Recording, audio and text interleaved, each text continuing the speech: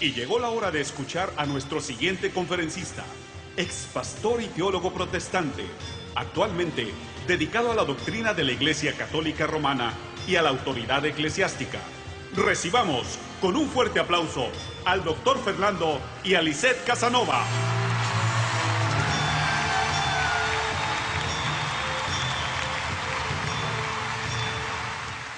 Sino porque yo no quería aceptar lo que el Señor quería para mí. Un día, por recomendación de un amigo, voy a una hora santa. Como yo nunca había ido a un evento como ese, me extrañé muchísimo. Adoraban al Señor y hacía despedir humo por las 4 esquinas de aquel altar. Las primeras bancas estaban repletas, todos adoraban.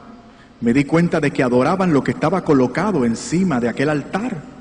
Y yo miré, vi un aparato metálico y dije, oye, estos católicos son bien idólatras. Están adorando ese canto de metal. Después me di cuenta que no, por sus oraciones y por lo que era evidente de que ellos adoraban una esfera de pan blanco, lo que era pan para mí, una esfera de pan blanco colocado en la parte superior de aquella custodia. Y dije, wow, ¿y qué tal si yo logro demostrar por la Biblia de que estos católicos están adorando un mero trozo de pan y no a Cristo el Señor como ellos dicen? Si yo logro demostrar por la Biblia de que esta gente están adorando algo que no es Dios, yo habré tenido razón al fin de cuentas. Y los que me criaron también son verdaderamente unos idólatras. Entonces me habré librado de mi responsabilidad de hacerme católico, porque el Señor no va a permitir que yo vaya a una iglesia idolátrica, pensé yo. Así que muy contento y muy esperanzado, regreso una vez más a la universidad y al seminario y a la biblioteca, a estudiar mucho y a orar mucho para encontrar en la Biblia lo que no quería encontrar.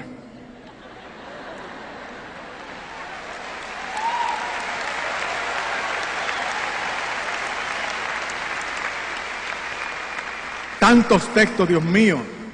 Quisiera tener el tiempo para abundarles acerca de esta riqueza eucarística en toda la Biblia.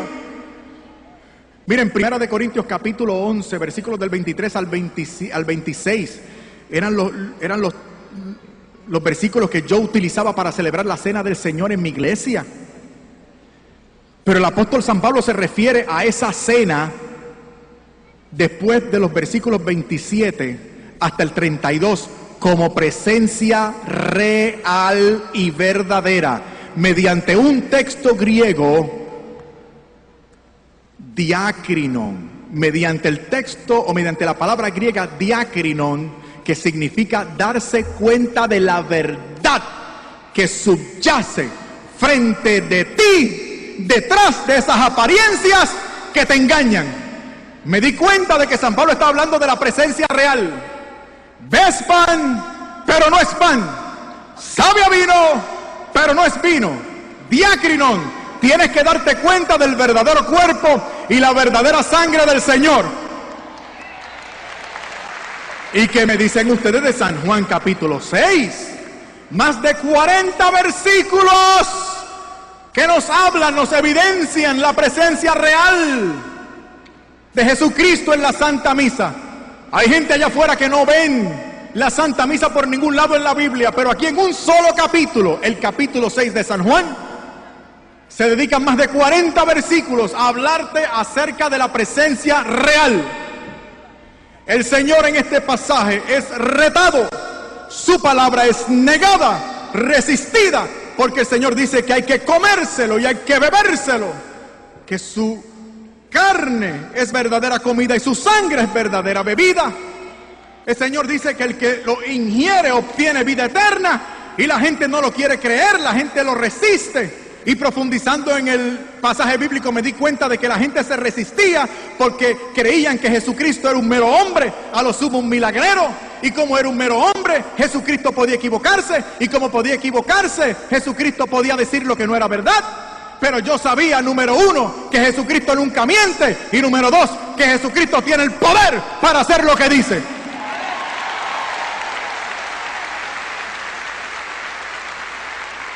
Y una y otra vez, por más de 40 versículos, el Señor insiste, matiza su punto, enfatiza su verdad, y dice: pues yo soy el pan vivo bajado del cielo.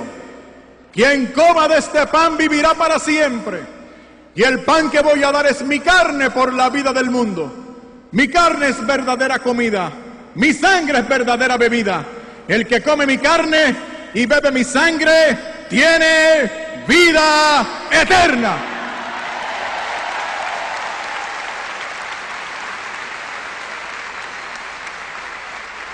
Hay muchos elementos que podemos resaltar de este pasaje. Solamente voy a llamar la atención sobre uno, el versículo 54.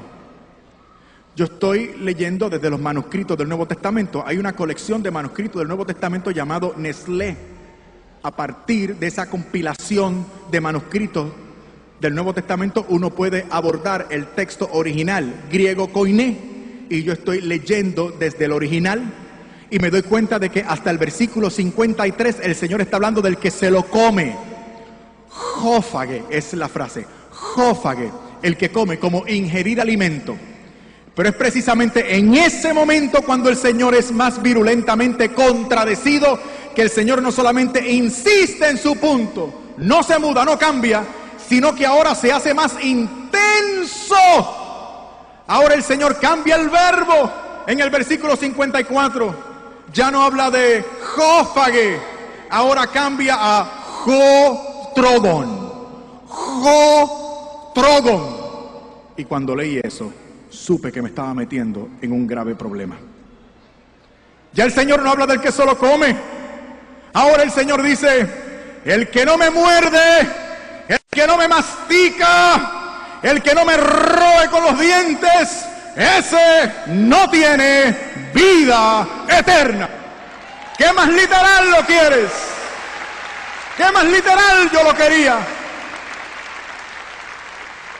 Tan literal habló el Señor, que a partir de ese momento la multitud que le seguía frenética se alejó de él. ¿Qué hizo el Señor? Yo estaba leyendo con mucha emoción. Yo me puse en el lugar del Señor. Yo dije: si esa multitud, que según los expertos es de 10,000 personas, me abandona, yo me voy detrás de la multitud. Ustedes saben lo que es tener una iglesia de 10,000, 12 miembros, 10,000 que le seguían y 12 discípulos. El Señor, en cuestión de minutos, tenía una iglesia de 10,000, 12 miembros. Y cuando habla acerca de la presencia real, la multitud le abandona. Yo en el lugar de Cristo hubiera ido detrás de la multitud y le hubiera dicho: por favor, no se vayan, no me abandonen, vamos a echarlo a votación. ¿Quiénes creen que estoy hablando literalmente? ¿Quiénes creen que estoy hablando simbólicamente? Todo eso yo hubiera hecho. O también le hubiera dicho, así muy evangélico: quédense, no importa lo que cada cual quiera creer, lo importante es que estemos todos juntos, no matter what. ¿Fue eso lo que hizo el Señor? ¿Saben ustedes lo que el Señor les dijo a esa multitud? El Señor no les dijo nada. El Señor se volteó a los 12 que le quedaban, y para que se fueran también les dijo: ¿se quieren ir ustedes también? Que es la pregunta que yo quiero hacer en esta ocasión. ¿Se quieren ir ustedes también? ¿Se quieren ir ustedes también? Porque ustedes son listos, gente de Dios, gente sabia, gente que en este lugar, en esta hora, se ponen de acuerdo para contestar como contestó San Pedro, que se levantó para responder por los suyos diciendo: Señor, ¿a dónde iremos si solamente tú tienes palabra de vida eterna? ¿A dónde te vas a ir? ¿A dónde te van a alimentar como te alimentan aquí? ¿En qué lugar el Señor te va a tratar como la niña de sus ojos? Yo no sé ustedes, pero yo de aquí no me voy. Yo aquí me quedo.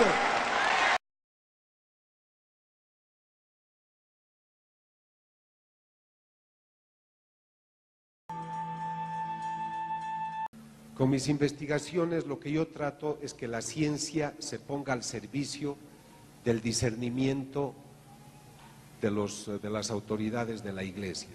Y aquí voy a la parte final de esta presentación. Cuando las autoridades de la Iglesia se enteraron de que yo hacía estas investigaciones, el cardenal Jorge Bergoglio de Buenos Aires me mandó una carta porque me dijo que en su diócesis de Buenos Aires habían 2 hostias que habían exudado un líquido rojizo. Entonces, como me hablaron que unas hostias habían sangrado, yo quise saber si en la historia de la Iglesia había o existían algunos otros casos parecidos. En las últimas décadas, Italia se ha convertido en un país que enfrenta una dura crisis espiritual, ya que diversas corrientes están confundiendo la fe de las nuevas generaciones, que ponen al hombre como dueño del universo. Precisamente la falta de fe provocó un grandioso milagro, justo en el momento en que un sacerdote eleva con sus manos el pan y el vino.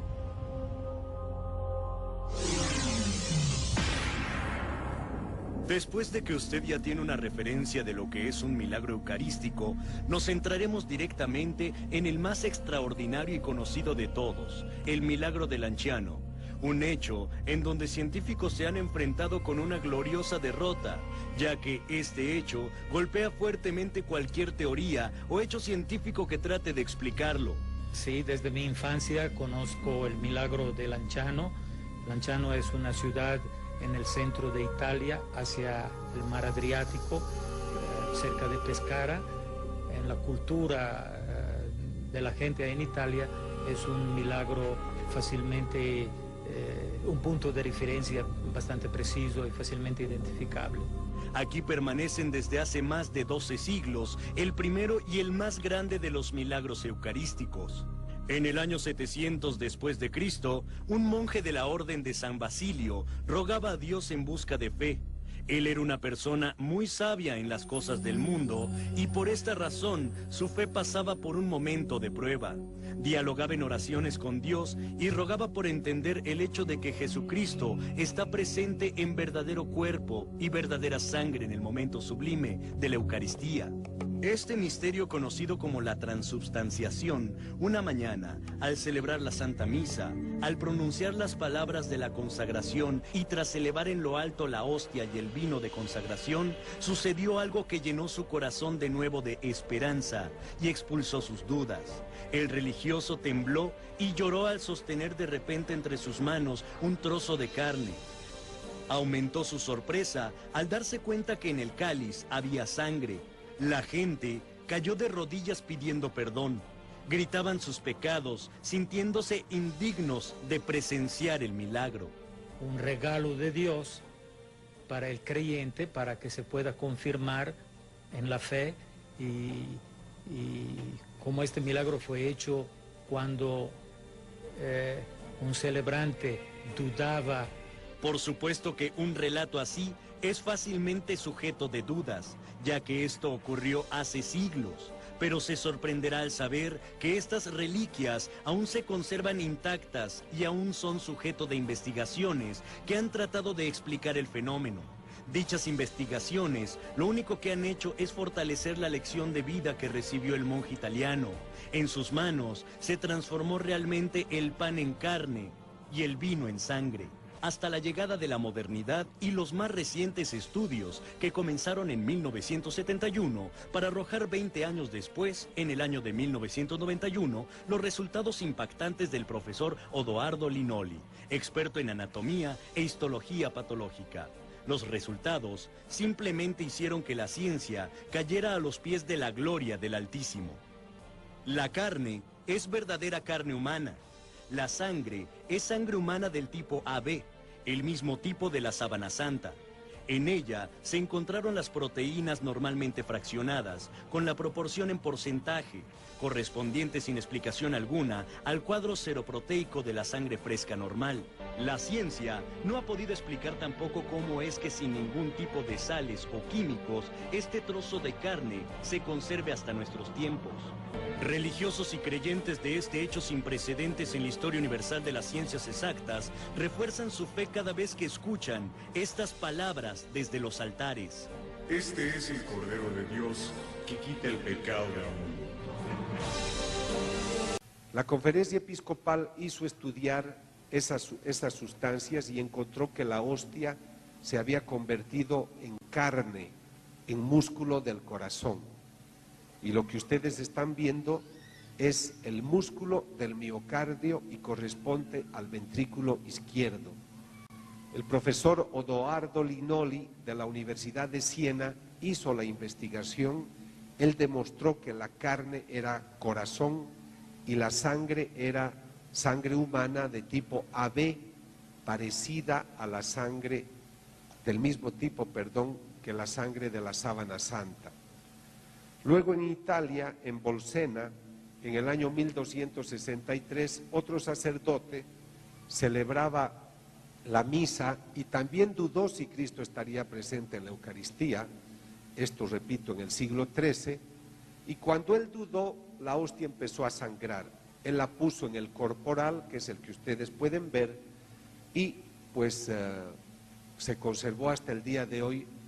El Papa Urbano IV estaba en ese lugar y aprobó el caso sucesivamente, y gracias a ese milagro él instituyó la fiesta de Corpus Christi. Y aquí viene la investigación que yo empiezo a realizar el año 99. El 15 de agosto del 96, una persona recibió la hostia en la mano y se le cayó al suelo. Como estaba en el suelo, dijo: está sucia, ¿para qué voy a comulgar eso? Y la persona se salió. Otra persona más respetuosa de la hostia consagrada la levantó y le avisó al padre Alejandro P.C. que esa hostia estaba en el suelo. Entonces el padre la levanta y la coloca en un recipiente con agua para que se disuelva y la lleva a su tabernáculo. Repito, el 15 de agosto del 96. 11 días más tarde, él va a ver si es que en el tabernáculo esta hostia ya se ha disuelto en el respectivo recipiente y encuentra que tiene unas muestras de un color rojizo. Y el color rojizo toma luego toda la hostia. Van a consultarle al arzobispo, siempre el año 96, pero el arzobispo, que era muy mayor, dice: mira, esta es una cosa muy complicada, no hagan nada, guarden la hostia hasta otro momento. 3 años más tarde, el 6 de octubre, el cardenal Jorge Bergoglio, nuevo arzobispo de Buenos Aires, decide hacer una investigación. Él llama al Vaticano y Monseñor Girotti, que es el responsable de mis investigaciones, le dice que puede buscarme para que yo haga la investigación. Entonces voy a entrevistar a los sacerdotes que han visto el caso, tomo las muestras, son 2 muestras que debo analizar. Ahí estoy tomando una en un tubo, ese jovencito soy yo. Entonces veo la muestra y la voy a separar para un análisis ulterior. Tengo una muestra húmeda y luego tendré también otra muestra que es una especie de costra, que es una muestra seca. Ahí la ven.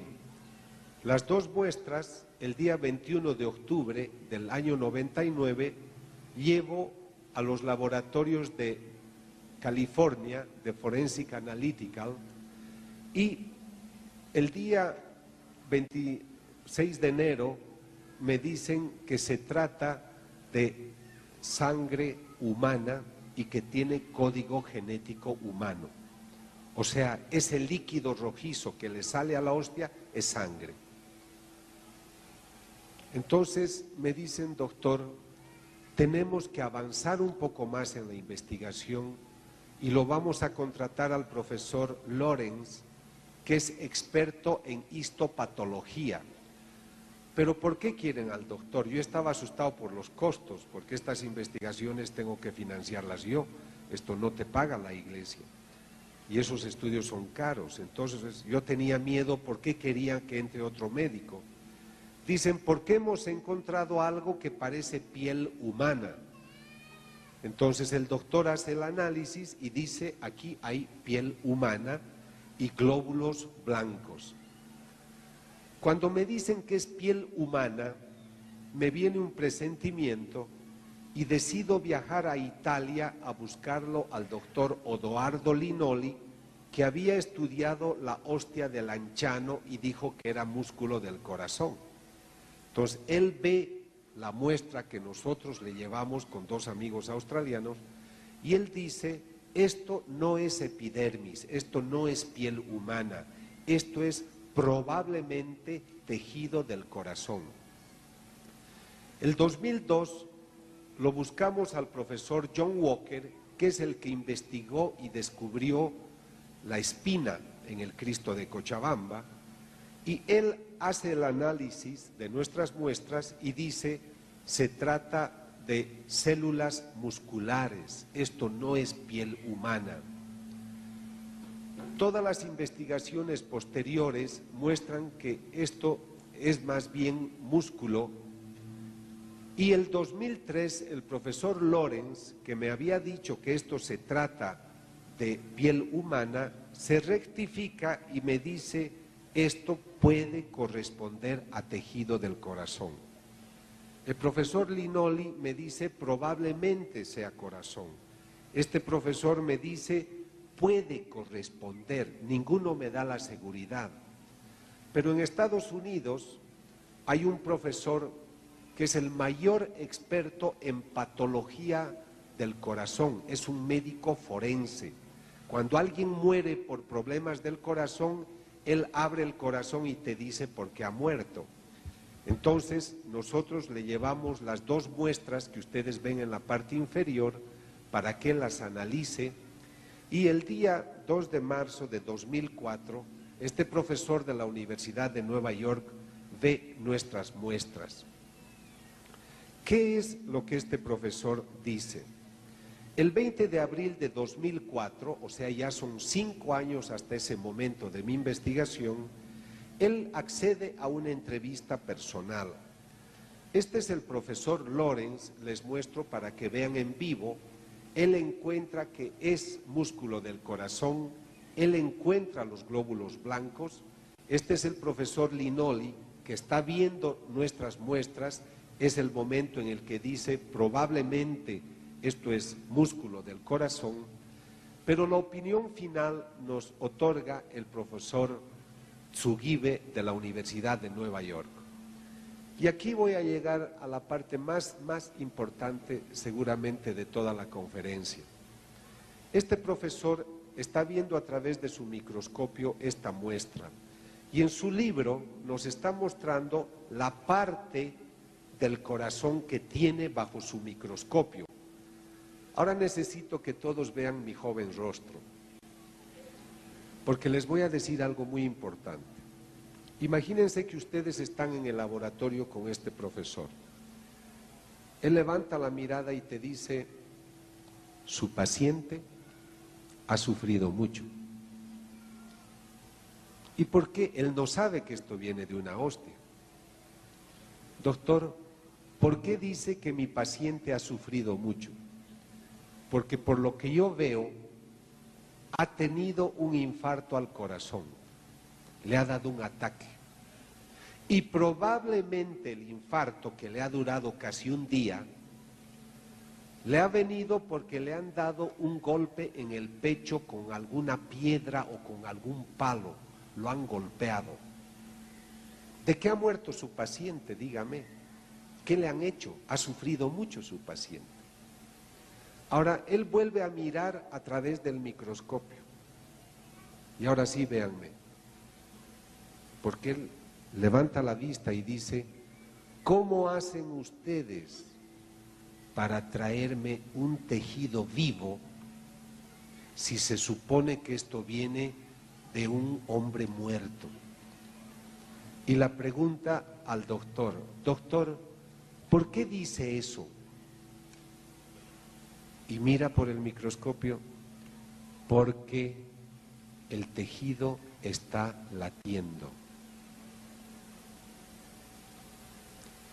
En la investigación se encuentran glóbulos blancos.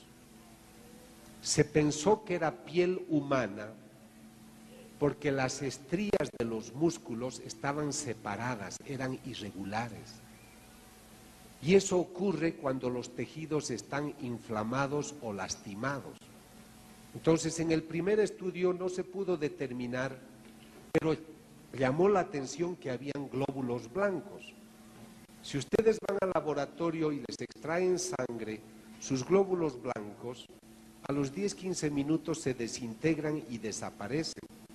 Todos estábamos sorprendidos que desde el año 1996 hasta el presente, hasta el 2005, los glóbulos blancos estuvieran activos. Entonces, había un tejido lastimado y los glóbulos blancos eran activos, porque aquí el doctor puede confirmar, los glóbulos blancos tienen mucho que ver con nuestro sistema de reacción cuando hay una patología, una enfermedad, una inflamación, una infección. Entonces, cuando él nos da el informe, si el doctor indica que se trata de músculo del miocardio, corresponde al ventrículo del corazón, ha tenido un ataque cardíaco, ha sufrido mucho, y la síntesis de la investigación es de que se trata de carne y sangre, corresponde a músculo del miocardio, del ventrículo izquierdo, el corazón ha sufrido traumatismos, y el momento en el que yo tomé la muestra, el tejido estaba vivo. Esto para los científicos es una cosa extraordinaria. La ciencia no puede explicar. Yo no puedo hablar de milagro porque eso corresponde a la Iglesia. Lo que yo le digo a la Iglesia, aquí este informe, este caso es auténtico, no hay manipulación y ustedes tienen que decidir sobre esta, o sea, decidan lo que vean, pero aquí tienen un estudio totalmente válido. Entonces, el cardenal Bergoglio, a quien entregué el resultado el 17 de marzo de 2006, él me autoriza a que yo hable por el mundo de estos resultados y en la parroquia de Santa María en Buenos Aires autoriza que se haga la veneración de esta muestra, de esta hostia sangrante. Cuando uno hace ciencia e investiga, yo debo viajar pronto a Corea para investigar estas otras dos hostias que han sangrado y estoy interesado en hacer más investigaciones para poder demostrar que la sangre de la sábana santa corresponde a la misma persona del Cristo que llora y de las hostias que han sangrado. Y para terminar, ustedes me dirán, ¿qué significa todo esto para mí? Y acá termino en unos minutos. Yo quisiera decirles de que estudiando 32 años la conducta del hombre, yo veo que el hombre se acuerda demasiado de su organismo y se olvida de su parte espiritual. Lo que yo estoy tratando es de decirle al hombre, y en este caso a ustedes los católicos, ustedes son maravillosos porque han creído por fe que Cristo está presente en la Eucaristía. Yo he tenido que comprobarlo. Yo soy un ateo que se ha convertido, gracias a Dios, pero a través de la ciencia.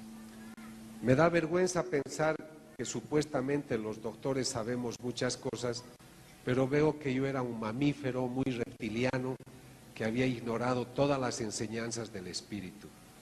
Pero Dios es bueno y me pone en un camino de investigación para decirle al mundo que el Señor dice que está presente en la Eucaristía. Por eso les decía, no pueden volver a sus casas igual. Después de esto su confesión, su comunión no puede ser igual. El Señor ha dictado textos maravillosos para entender la Santa Misa, para vivir mejor nuestro cristianismo. Nuestra iglesia tiene tanta información pero nosotros aprendemos inglés, aprendemos francés, aprendemos muchas técnicas y nunca nos hemos comprado un libro para entender la misa. ¿Cómo vamos a amar a quien no conocemos? ¿Cómo vamos a entender cómo habla el Señor si solo le hablamos cuando tenemos problemas y no nos acercamos a Él para acompañarlo, para intimar, como un buen padre habla con el hijo y viceversa? Estos eventos suceden porque el Señor quiere mostrar su amor. Ojalá que esta sea una semilla importante en su corazón y que dé buenos y sabrosos frutos. 2000 años atrás a tus amigos invitaste a cenar y ahí les prometiste que con ellos por siempre ibas a estar. Y ahora cada vez que el sacerdote eleva el pan en el altar, me pongo de rodillas porque sé que en esa hostia tú estás. Escóndese en